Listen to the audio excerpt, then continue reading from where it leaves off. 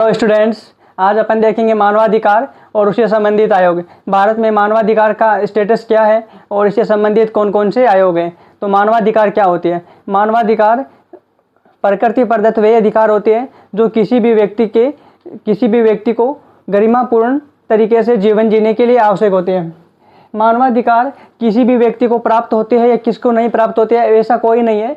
जैसे नागरिकता के लिए स्टेटस होता है कि कुछ फंडामेंटल राइट होते हैं जो केवल नागरिकों को मिलते हैं, कुछ संवैधानिक पद होते हैं जो कि केवल नागरिक ही उस पर जा सकते हैं। वैसा यहाँ पे कुछ नहीं है। सारे मानवाधिकार हर व्यक्ति को मिलते हैं, चाहे वो नागरिक हो या नागरिक न हो या अप्रवासी हो। इसके अलावा कोई भी विदेशी हो, कोई भी शरणार्थी हो, सभी व्यक्तियों को नागरिक मानवाधिकार प्राप्त होते हैं। संयुक्त राष्ट्र संघ के द्वारा 10 दिसंबर 1948 को मानवाधिकार चार्टर के माध्यम से 4 मानवाधिकार प्रस्तुत किए गए थे जो कि निम्न थे। एक तो था राजनीतिक मानवाधिकार जो कि राजनीतिक आश्रय पाने के लिए आवश्यक होता है। दूसरा था नागरिक मानवाधिकार जो कि व्यक्ति और जीवन की स्वतंत्रता के लिए आवश्यक होता है। उसके बाद था सामाजिक सांस्कृतिक मानवाधिकार जो कि सामाजिक सांस्कृतिक मानवाधिकार में खान पान, रहन सहन, पूजा पाठ इत्यादि से संबंधित मामले होते हैं। और लास्ट था राजनीतिक आर्थिक मानवाधिकार। इसमें कल्याण के कार्यक्रम राजनीतिक आर्थिक मानवाधिकार में चलाए जाते हैं। अब अपन देखेंगे कि मानवाधिकार से संबंधित भारत में कौन कौन से आयोग हैं और जो आयोग की स्थापना कैसे होती, उन आयोग के सदस्यों की नियुक्ति कैसे होती है और उन आयोग के सदस्यों की पद मुक्ति कैसे होती है, उनका कार्यकाल क्या है, और जो भी मानवाधिकार से संबंधित आयोग है उन मानवाधिकार से संबंधित आयोगों के कार्य क्या होते हैं। तो आप इसका स्क्रीनशॉट ले लीजिए या फिर मैं मिटा रहा हूँ, आप साथ साथ में नोट भी कर सकते हैं। तो अब अपन नेक्स्ट चलेंगे, मानवाधिकार से संबंधित भारत में कौन कौन से आयोग हैं। मानवाधिकार के लिए भारत में 2 आयोग बने हुए हैं। एक तो है राष्ट्रीय स्तरीय मानवाधिकार आयोग और एक है राज्य स्तरीय मानवाधिकार आयोग, NHRC और SHRC। इन आयोगों की स्थापना 1993 में मानवाधिकार एक्ट के तहत बने थे। और वो आयोग क्या क्या है और इनके कार्य क्या क्या है जो कि अपन कंपैरिजन करके देखते हैं। तो इन आयोगों की स्थापना कैसे हुई थी? एक था ह्यूमन राइट एक्ट 1993 में, ह्यूमन राइट एक्ट 1993 में। ह्यूमन राइट एक्ट 1993 के तहत 2 मानवाधिकार आयोगों की स्थापना हुई थी, एक राज्य स्तरीय और एक राष्ट्र स्तरीय। तो उन दोनों का अपन कंपैरिजन करके साथ साथ में देखते जाते हैं। जो राष्ट्र स्तरीय मानवाधिकार आयोग की स्थापना थी वो था NHRC, national human right commission, और एक था राज्य स्तरीय था वो था SHRC। तो NHRC था, उस NHRC के लिए सदस्य कौन कौन से होते हैं और SHRC के लिए कौन कौन से सदस्य होते हैं, उनमें कैसे संशोधन किया गया था वो देखते हैं। इन दोनों की स्थापना ह्यूमन राइट एक्ट 1993 के तहत हुई थी और ये NHRC है, ये 1994 में कार्य करना शुरू कर दिया था। उसके बाद उस टाइम उसका इस संरचना अलग थी, लेकिन 2018 में इस NHRC में कुछ संशोधन किया गया था और उस संशोधन के माध्यम से इसका वर्तमान स्टेटस क्या है जो कि अपन देखते हैं। जो NHRC है उसका वर्तमान स्टेटस में यह है कि NHRC का एक अध्यक्ष होगा और वो अध्यक्ष सुप्रीम कोर्ट का CJI जो प्रेजेंट भी हो सकता है और एक्स CJI भी हो सकता है। उसके बाद इसमें 10 और सदस्य होते हैं जो कौन कौन से होते हैं अपन एक चार्ट के माध्यम से समझते हैं। जैसे कि मैं एक चार्ट बनाता हूँ, यह ले लेते हैं। इस चार्ट में यहाँ देख लेता हूँ अध्यक्ष, NHRC का अध्यक्ष कौन होगा। अब यह इसका स्ट्रक्चर 2018 में संशोधन के बाद का है। 2018 में संशोधन किया गया था, उसके बाद वर्तमान का स्टेटस। इसका जो अध्यक्ष होता है यह सुप्रीम कोर्ट का मुख्य न्यायाधीश,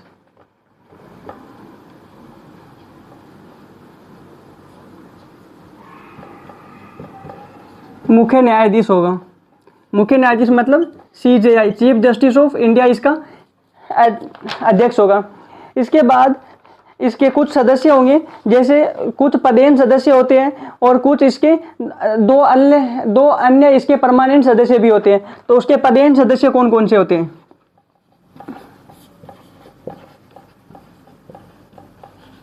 पदेन सदस्य में इसके अलग अलग होंगे, जैसे कि एक एससी कमीशन, जैसे अपन ह्यूमन राइट कमीशन पढ़ रहे हैं उस प्रकार OBC commission, ST commission, SC commission और माइनॉरिटी कमीशन, वुमेन्स कमीशन, ये सारे कमीशन होते हैं जो कि अपन एक एक करके पढ़ते रहेंगे। नेक्स्ट वीडियो में एससी, एसटी और ओबीसी कमीशन तीनों पैरेलल में पढ़ाऊंगा, जो कि आप देख सकते हैं, और उस वीडियो को देखने के बाद इसके जो पदेन सदस्य हैं वो और अच्छे तरीके से समझ पाओगे। जो इसके पदेन सदस्य होते हैं उनमें से एक होता है एससी कमीशन का चेयरमैन, एक होता है एसटी कमीशन का चेयरमैन, इसके अलावा एक नेशनल कमीशन फॉर माइनॉरिटीज का भी चेयरमैन इसका सदस्य होता है, एक नेशनल कमीशन फॉर वुमेन्स का चेयरमैन होता है, वो भी इसका सदस्य होता है। और उसके बाद इसके दो सदस्य होते हैं जो कि इसके परमानेंट सदस्य होते हैं, ये इसके पदेन सदस्य हैं। इसके जो दो परमानेंट सदस्य होते हैं, दो अन्य सदस्य जो कि परमानेंट होते हैं, उनमें से एक तो अनुभवी कोई भी सिविल सर्वेंट हो सकता है, जैसे कि जो सिविल सर्वेंट होता है या फिर जो मानवाधिकार आयोग होते हैं, मानवाधिकारों का कोई भी जानकार व्यक्ति होगा। तो मानवाधिकारों का जानकार व्यक्ति या तो आईएएस या फिर आईपीएस होते हैं, तो इसमें ज़्यादा प्रायोरिटी आईपीएस को दी जाती है। तो एक तो मतलब मानवाधिकार से संबंधित अनुभवी व्यक्ति को चुना जाता है, ह्यूमन राइट के अनुभव रखने वाला व्यक्ति।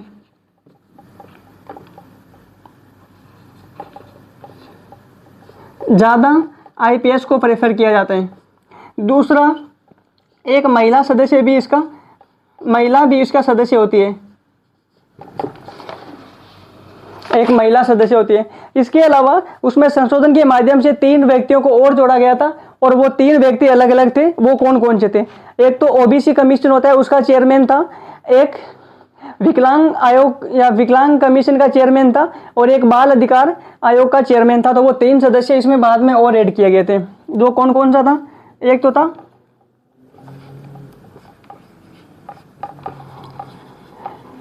ओबीसी कमीशन का चेयरमैन,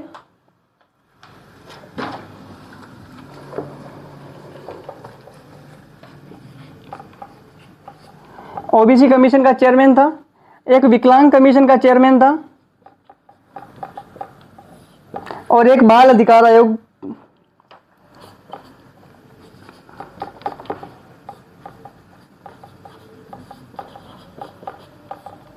उसी प्रकार जिस प्रकार एनएचआरसी का स्टेटस अपने इस साइड समझा है, उसी प्रकार अपन एसएचआरसी का भी स्टेटस कंपैरिजन करके इस साइड से समझ लेते हैं।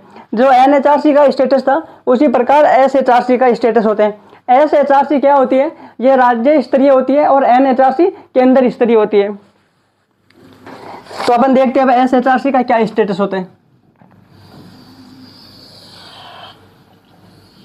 एसएचआरसी में भी एक अध्यक्ष होगा एसएचआरसी में, और एसएचआरसी के सदस्य इधर 10 सदस्य थे, उस प्रकार इसमें ऐसा कुछ स्टेटस नहीं है। तो अब देखते हैं एसएचआरसी का अध्यक्ष। एसएचआरसी का अध्यक्ष कौन होता है? तो एसएचआरसी, जिस राज्य की एसएचआरसी होगी, मतलब स्टेट ह्यूमन राइट कमीशन, उस राज्य के हाई कोर्ट का मुख्य न्यायाधीश होगा, वो इसका अध्यक्ष होगा। तो हाई कोर्ट का मुख्य न्यायाधीश,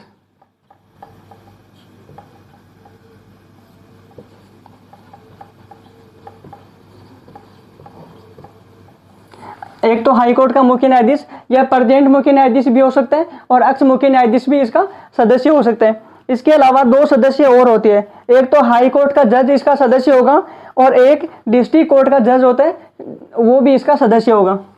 तो इसके सदस्य सिर्फ 2 ही होते हैं।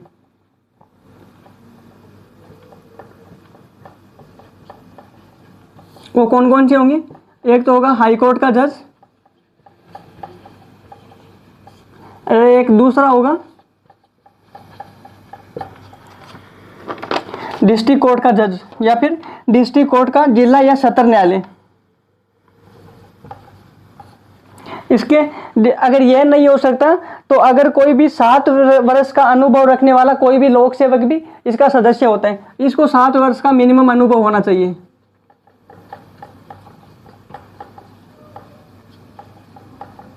या फिर दूसरा इसकी जगह कौन आ सकता है, कोई भी लोक सेवक जाना माना।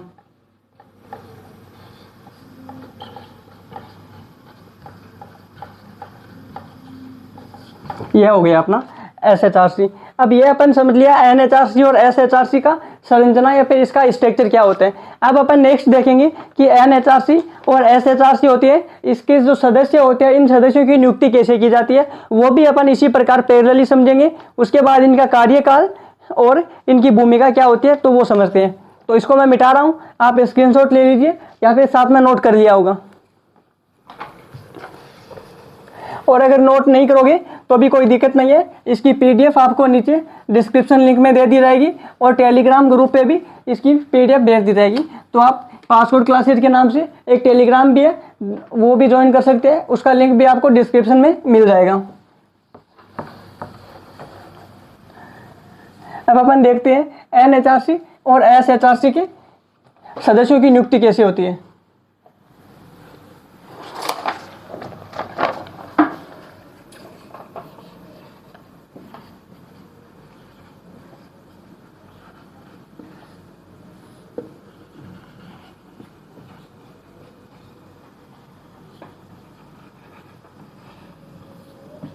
वह भी अपन पैरेलली पढ़ेंगे जिस प्रकार उनका स्ट्रक्चर पढ़ा था।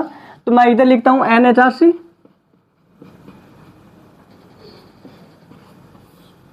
और इधर हो जाएगा SHRC। NHRC के जो सदस्य होंगे उन सदस्यों की नियुक्ति राष्ट्रपति के द्वारा की जाएगी और राष्ट्रपति एक समिति की सिफारिश पर करेंगे। उस समिति में कौन कौन से सदस्य होंगे वो देखते हैं। तो उस समिति में सदस्य होंगे, प्रधानमंत्री भी होगा और प्रधानमंत्री उस समिति का अध्यक्ष होगा। उसके बाद गृह मंत्री उस समिति का सदस्य होगा और लोकसभा का अध्यक्ष उस समिति का सदस्य होगा और विपक्ष का नेता। ये होते हैं लोकसभा की तरफ से। अब राज्यसभा की तरफ से राज्यसभा का उपसभापति और विपक्ष का नेता होगा। तो देखते हैं NHRC के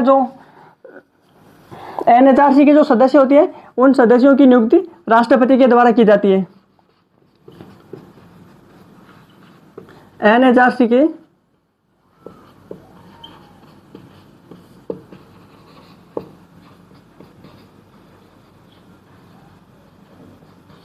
सदस्यों की नियुक्ति राष्ट्रपति के द्वारा एक समिति की सिफारिश पर की जाएगी।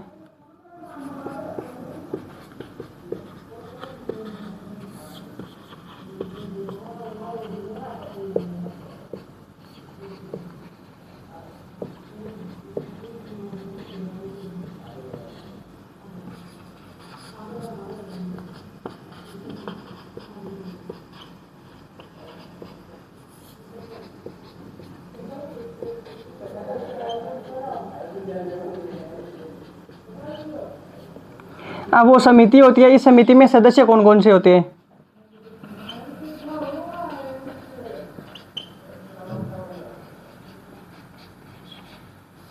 तो इस समिति के सदस्य में PM होगा और जिस भी समिति का सदस्य PM होता है वो PM उस समिति का मतलब अध्यक्ष के रूप में ही नियुक्त किया जाएगा। तो PM इस समिति का सदस्य होगा तो PM इस समिति के अध्यक्ष के रूप में कार्य करेगा। प्रधानमंत्री अध्यक्ष के रूप में कार्य करते हैं, अध्यक्ष। इसके अलावा गृह मंत्री भी इसका सदस्य होगा,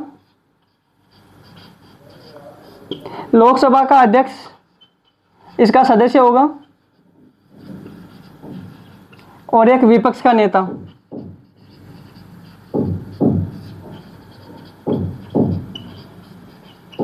ये हो गई लोकसभा की तरफ से। अब उसके बाद राज्यसभा की तरफ से भी कुछ आएंगे और राज्यसभा की तरफ से आएंगे उसमें कौन कौन होगा। तो राज्यसभा की तरफ से होगा उसमें एक तो राज्यसभा का सभापति हो जाएगा, राज्यसभा का उपसभापति होगा।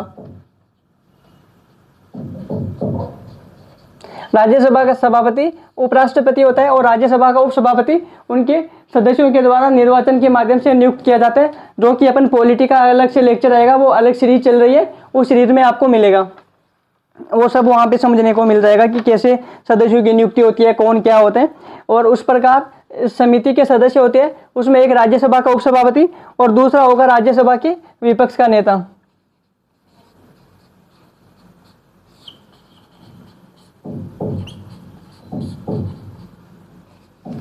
अब अपन देखते हैं एसएचआरसी के सदस्य कौन होते हैं और एसएचआरसी के सदस्यों की नियुक्ति कौन करते हैं। तो एसएचआरसी के सदस्य जिस प्रकार एनएचआरसी के सदस्यों की नियुक्ति राष्ट्रीय स्तर पर राष्ट्रपति के द्वारा एक समिति की सिफारिश पर की जाती है, उसी प्रकार एनएचआरसी के सदस्यों की नियुक्ति जिस राज्य में होगा उस राज्य के राज्यपाल के द्वारा एक समिति की सिफारिश पर की जाएगी।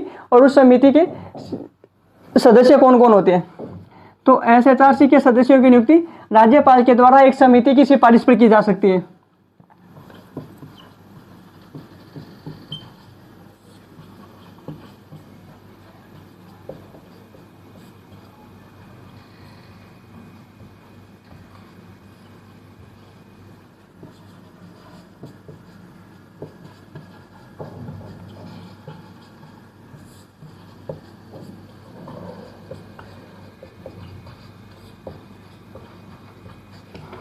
अब इस समिति में कौन कौन से सदस्य होंगे तो वो देखते हैं। समिति के सदस्य,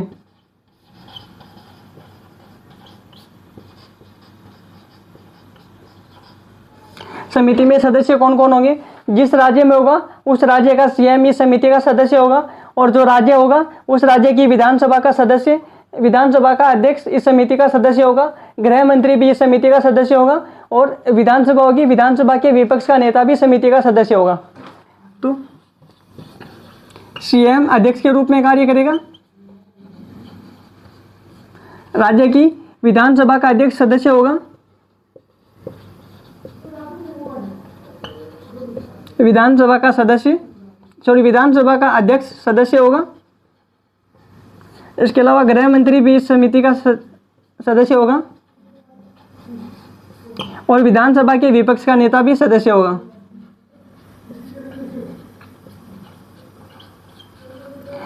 यह होती है राज्य की जो एसएचआरसी होगी उस समिति के सदस्य। लेकिन दोनों कंडीशन भी हो सकती है। जिस प्रकार संसद के दो सदन होते हैं, लोकसभा और राज्यसभा, तो राज्यसभा के सदस्य भी थे और लोकसभा के सदस्य थे। लेकिन हर राज्य में विधानसभा होती है, लेकिन कुछ राज्यों में विधान परिषद भी होती है, और जिस राज्य में विधान परिषद होगी उस राज्य की विधान परिषद के सदस्य भी इस समिति के सदस्य होंगे। तो विधान परिषद होगी, उस विधान परिषद का सभापति और विधान परिषद के विपक्ष का नेता भी इस समिति का सदस्य होंगे। तो यहां देखते हैं, अगर राज्य में विधान परिषद हो तो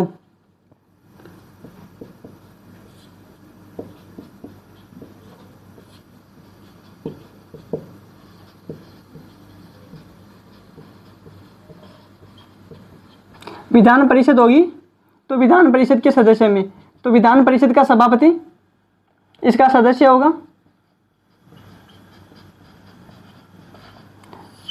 और दूसरा विपक्ष का नेता।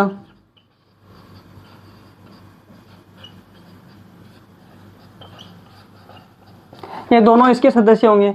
तो यह हो गई एनएचआरसी और एसएचआरसी से संबंधित सदस्यों की नियुक्ति कौन करते हैं और कैसे होती है। अब उसके बाद देखेंगे एनएचआरसी और एसएचआरसी के सदस्यों का कार्यकाल कितना होता है और एनएचआरसी और एसएचआरसी का कार्यकाल क्या होता है। तो जैसे एनएचआरसी है और एसएचआरसी है, इनके सदस्यों का कार्यकाल पहले अलग अलग होता था। पहले 5 वर्ष होता था, लेकिन मैंने कहा था कि एनएचआरसी में 2018 में संशोधन किया गया था, और इधर एसएचआरसी है, एसएचआरसी में 2008 में संशोधन किया गया था। तो इसमें संशोधन के बाद इनके सदस्यों का कार्यकाल 3 वर्ष या फिर 70 वर्ष जो भी पहले होगा वो कर दिया गया था। तो मैं अभी इसको मिटा रहा हूँ, बाकी देखते हैं आगे कंटिन्यू।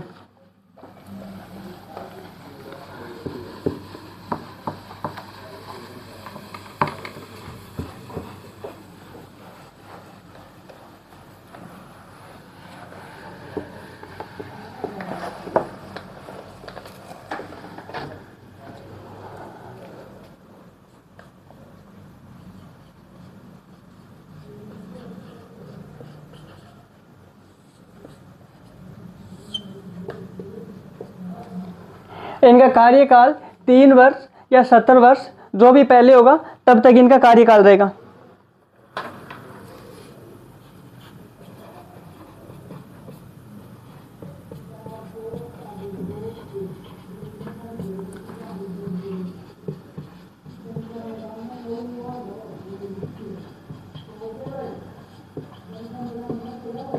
तीन वर्ष का मतलब है कि अगर कोई व्यक्ति जैसे आज 26 जून 2024 है, तो किसी व्यक्ति की नियुक्ति आज हो रही है, तो वो व्यक्ति 24 से 25, 25 से 26 और 27, तो 26 जून 2027 तक कार्यरत रहेगा। तो 3 वर्ष का मतलब होगा जिस दिन इसकी नियुक्ति होगी उस नियुक्ति से 3 वर्ष तक रहेगा। और 70 वर्ष का मतलब है कि अगर किसी भी व्यक्ति की नियुक्ति 65 साल में हुई है तो वो 68 साल तक रहेगा, क्योंकि 3 वर्ष वाली कंडीशन रहेगी। लेकिन अगर कुछ व्यक्ति की नियुक्ति 68 साल में हुई है तो उस व्यक्ति का कार्यकाल 2 साल ही रहेगा, क्योंकि उस व्यक्ति की अगर उम्र 70 साल हो गई है डॉक्यूमेंट में या फिर रियल लाइफ में, तो उस व्यक्ति को अपने पद से त्यागपत्र देना पड़ेगा, क्योंकि वो उस कंडीशन होती है कि 70 साल के बाद कोई व्यक्ति NHRC या फिर SHRC का सदस्य नहीं रह सकता है। तो यह होती है कि कोई भी व्यक्ति की उम्र 3 वर्ष या 70 वर्ष जो भी पहले होगा तब तक वो अपने पद पर बना रहेगा। दूसरा, अगर जहाँ ये सदस्य होते हैं तो इनके सदस्यों की पद मुक्ति भी हो सकती है। जैसे नियुक्ति की थी अपन ने, तो जिसकी नियुक्ति होती है उसकी मुक्ति भी होती है। तो अपन मुक्ति देखेंगे इनकी कैसे होती है। तो पद मुक्ति,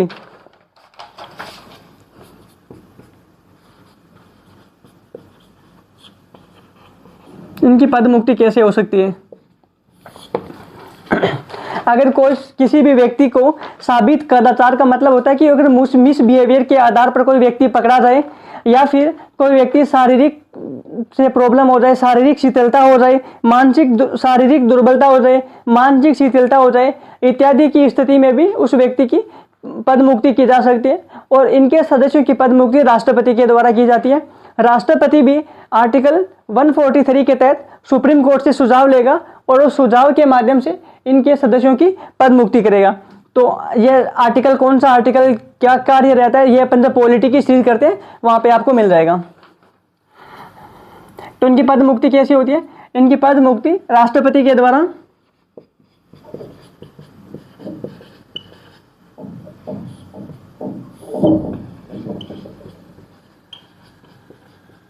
साबित कदाचार,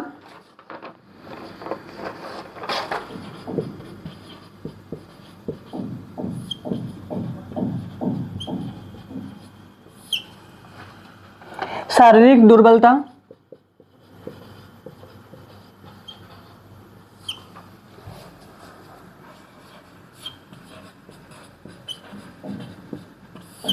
मानसिक स्थिरता,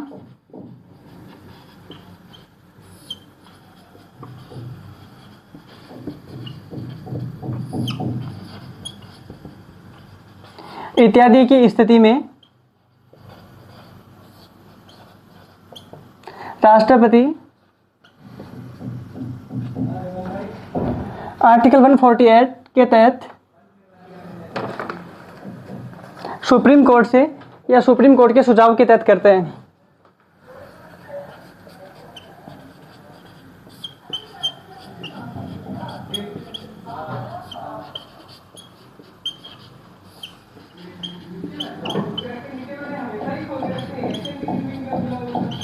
यह हो गया अपना मानवाधिकार आयोग होते उससे संबंधित सदस्यों का कार्यकाल और उनके नियुक्ति अपन पहले कर चुके थे, और पद मुक्ति कैसे होती है वो अपन यहाँ पे समझ लिए।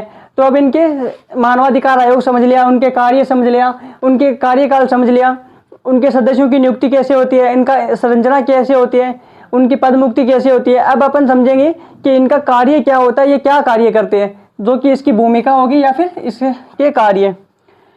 तो अपन नेक्स्ट हमारा टॉपिक रहेगा मानवाधिकार से संबंधित कार्य, मानवाधिकार से संबंधित आयोगों के कार्य और इनकी भूमिका क्या होगी।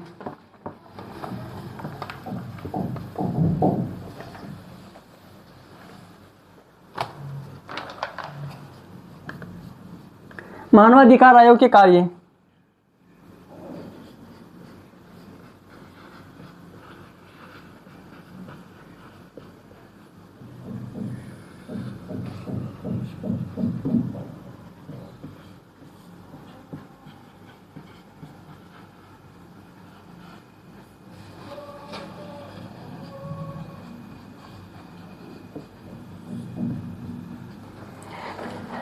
यह मानवाधिकार आयोग है।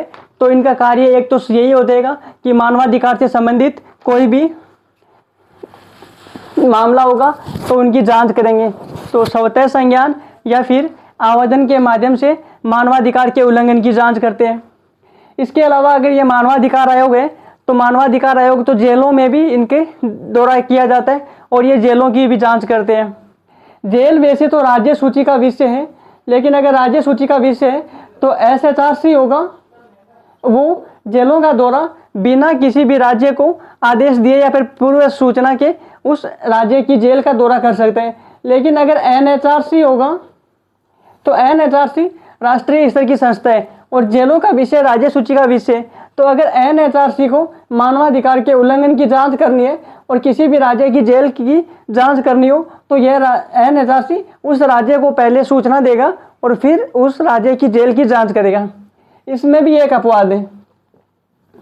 अपवाद यह है कि अगर जेल में भी दो प्रकार के व्यक्तियों को रखा जाता है। एक तो क्रिमिनल मामलों पर अगर किसी भी व्यक्ति ने कुछ क्राइम कर दिया तो उसको भी रखा जाता है।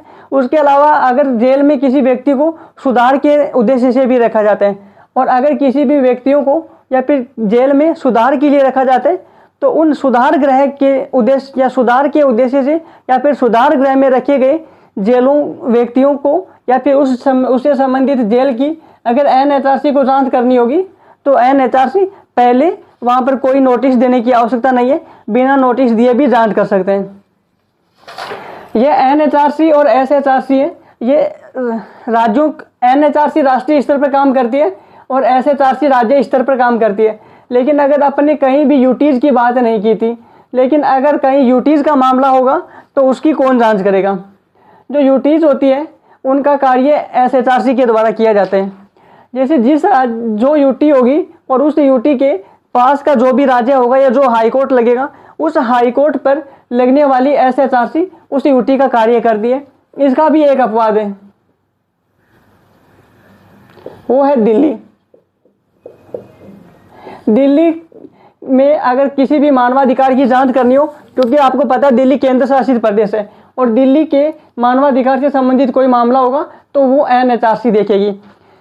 यूटी से संबंधित मानवाधिकार का मामला SHRC देखती है और SHRC जो उस राज्य में होगी उस राज्य के पास का जो भी हाई कोर्ट होगा, उस हाई कोर्ट का जो राज्य होगा, उस केंद्र शासित प्रदेश की जो जांच होगी मानवाधिकार से संबंधित मामलों की, वो SHRC के द्वारा की जाती है। लेकिन अपवाद यह है कि दिल्ली भी केंद्र शासित प्रदेश होने के बावजूद दिल्ली में किसी भी मानवाधिकार का उल्लंघन हो रहा है तो उसकी जांच NHRC के द्वारा की जाएगी।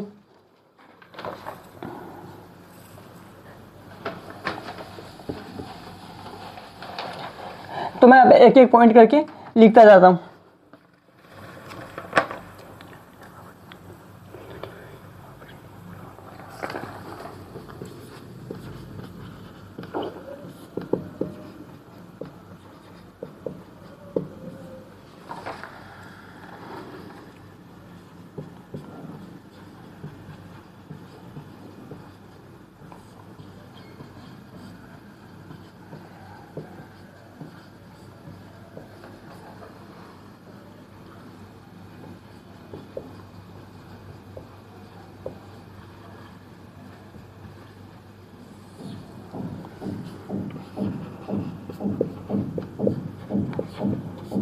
दूसरा मामला होगा जेलों की जांच करना।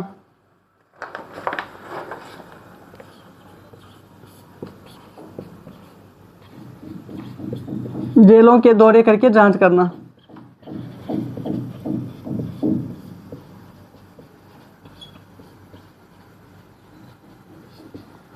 नेक्स्ट होगा, अच्छा इसके अलावा जो NHRC और SHRC है उसके 2-3 कार्य और थे। एक तो था कि अगर संविधान के कोई भी ऐसा प्रावधान हो संविधान में किया गया जो कि मानवाधिकारों का विरोधी होगा तो उसकी पहचान करना, जो कि मानवाधिकार का विरोधी है या नहीं, तो वो NHRC और SHRC के द्वारा किया जाएगा उनकी पहचान।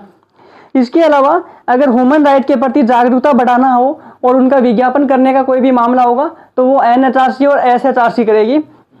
और किसी भी अंतर्राष्ट्रीय समझौते या फिर संविदा के माध्यम से, मतलब कोई भी अपन अंतर्राष्ट्रीय ऐसा कोई समझौता कर लेते हैं जिसे मानवाधिकारों का हनन हो रहा हो तो उसकी जांच भी NHRC SHRC के द्वारा की जाएगी।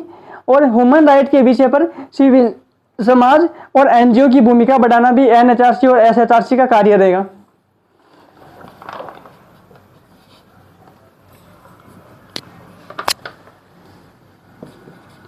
ह्यूमन राइट मतलब मानवाधिकार। ह्यूमन राइट के विषय पर सिविल समाज और एनजीओ की भूमिका बढ़ाना।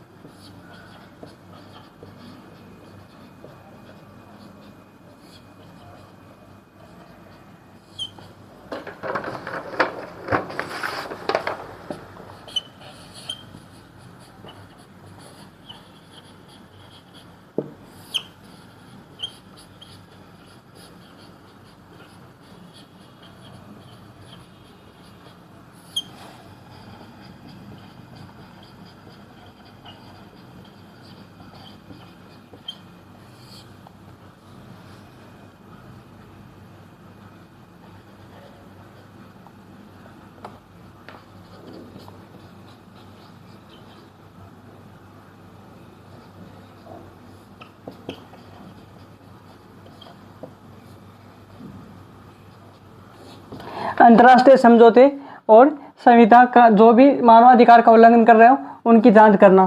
तो ये हो गया अपना मानवाधिकार क्या था, मानवाधिकार से संबंधित जो भी मामले थे मानवाधिकार।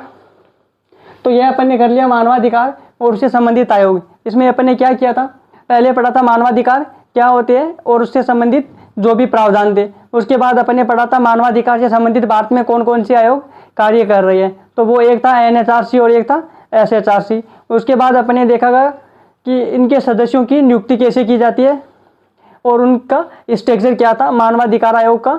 और मानवाधिकार आयोग के लिए जो भी संस्था थी NHRC और SHRC। उसके बाद देखेंगे इनके सदस्यों की नियुक्ति के बाद इनका देखा इनका कार्यकाल कितना होता है और इनकी पद मुक्ति कैसे की जाती है।